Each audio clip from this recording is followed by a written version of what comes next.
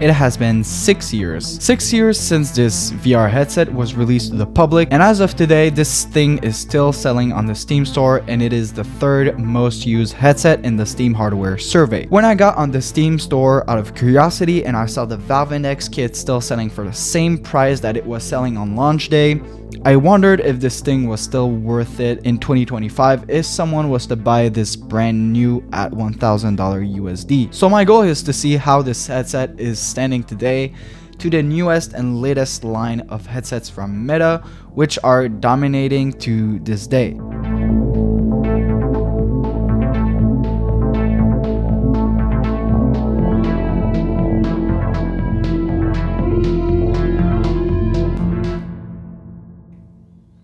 The Valve Index is the best enthusiast level VR headset that was made, or at least it was 6 years earlier. Back then, it had top of the line specs and it was the best Steam VR headset that you could get.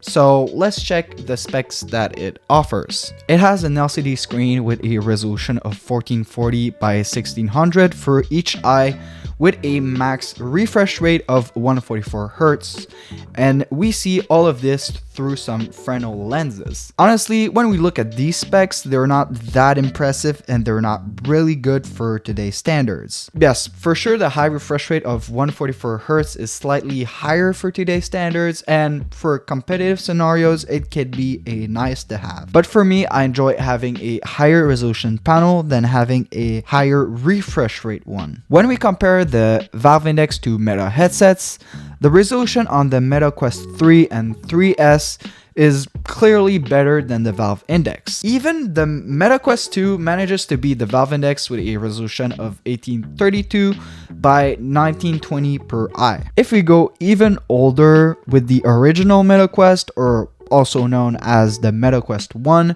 the resolution are the exact same for both headsets. If we look at the LCD displays that the Enthusiast VR headset has, well, it is still okay for today because most newer VR headsets still have LCD screens, though we are starting to see some OLED VR headsets on the market like the Big Screen Beyond and the PSVR 2, both having OLED displays, though these products are really focused on the premium and expensive line of things, and it is not that common right now in virtual reality. The Fresnel lenses on the Index are also still okay, though for an enthusiast level VR headset, I would want to have pancake lenses in my opinion because it reduces glare and it improves overall image quality. The Quest Pro and Quest 3 both have pancake lenses, so for a VR headset in the $1,000 price range, pancake lenses would be a must-have in my opinion. So Meta seems like a clear winner, though if we speak about comfort, it is a completely different story. I am going to be honest, the Valve Index head strap is by far the most comfortable that I've tried yet. Each time I would try another headset, I will always go back to the Valve Index because it is so comfortable to wear. The Quest 2, 3, and 3S has this elastic cloth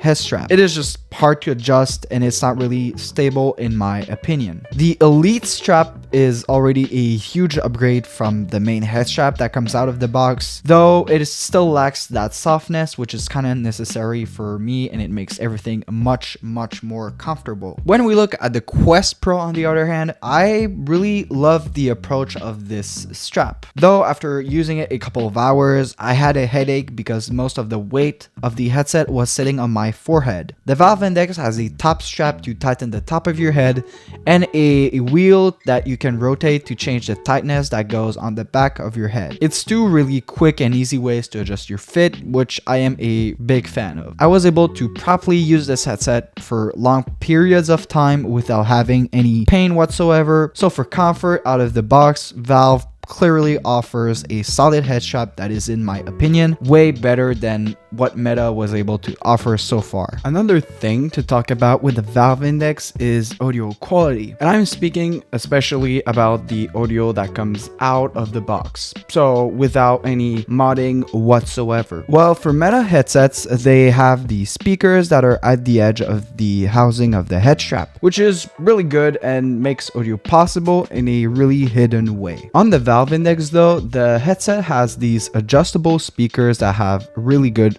sound quality. So for the overall audio experience, Valve Index is the best out of the box. The last thing that is really important to speak about is the controllers that the Valve Index and Meta headsets come with, along with how they're tracked in the play space. So the Valve Knuckles controllers are a really good and premium option and are by far the best controller experience that I've had without a doubt. It has all the buttons that the Meta controllers have, also with a middle trackpad that can be used to scroll text up or down. I didn't find myself using it that often, to be honest, but it can definitely be really nice at some times when you use your computer in the SteamVR dashboard or you're just scrolling through your library of games. So you probably see that the Index Knuckle doesn't have any grip button at all. The controller uses pressure sensors to know the pressure of each individual finger on the controller. It makes interaction with the game much more intuitive, and it was easy to learn how to use. It's really unique and something that I've never seen a VR controller do before. But though the controllers of the Index are really impressive, there's one big downside for using these. Sadly, the controllers are really fragile and they can have stick drift pretty easily. The MetaQuest controllers are just really solid and it's just harder to break in general. For the joystick drifting, avoiding clicking the joystick button can help prevent stick drift as much as possible. So definitely be careful with these joysticks as much as you can. Now, how the controllers are tracked, because this can make the tracking better or worse for some case scenarios. So the Valve Index use outside-in tracking for the controllers and the headset. This essentially works by using base station that you screw on the opposite corners of your room. The controllers and the headset are tracked as long as they're visible to those bases. This setup works best when you use VR in one single play space. On the opposite, inside-out tracking works by using cameras on the headset to know the position in VR. All current Meta headsets on the market use this technology. The only two disadvantage of using inside-out tracking is that you need to play in an environment that has enough light, and the controllers also needs to stay visible to the headset cameras to be tracked. So essentially, you cannot put them behind your back. Though this problem can be solved by buying a pair of Quest Pro controllers, which use their own set of cameras for tracking. Some people bring their VR experience with them,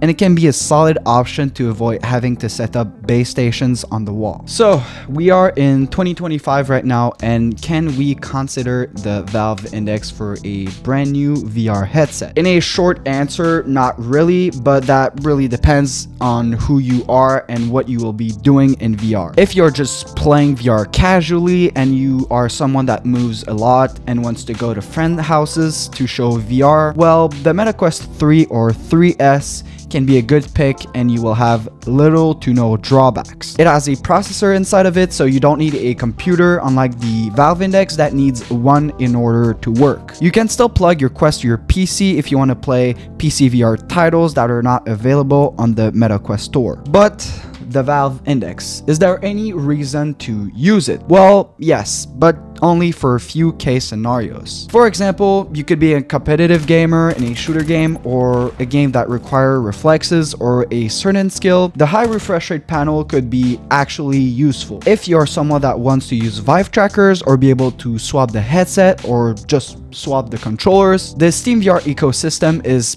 the best for that. The thing to consider is that it will be way more expensive than having a MetaQuest. There is a possibility to get VR devices to work with the MetaQuest when using SteamVR with a plugin called OVR Space Calibrator, which allows you to match the play space of the Meta headsets to the play space in SteamVR. When it's calibrated, there can be some drift with the position of the device, and we need to calibrate again to put the position back into its good place. So that's it. The Valve Index is an okay experience in 2025. $1,000, it's really expensive for the resolution panels and lenses that you're getting, and I think that 90% of people are better off with a MetaQuest 3 with the addition of a good third-party head strap. I think that Valve should announce their new headset that they have been working on to keep up with the standards and the new things that are used in VR, like face tracking, eye tracking, having OLED or pancake lenses, or also a higher resolution. So what do you think about it? Would you spend this kind of money in 2025 to get this? Let me know in the comments. I check regularly to see what you guys answer because I'm interested in the opinions of the community. Well, that is everything for me. My socials and my Discord server will be in the description. I know that I might be annoying with this, but please subscribe. I did all the montage of this video and it takes a crazy amount of time, especially this one. So it was Lukey speaking. Thanks for watching and I'll catch you in the next one.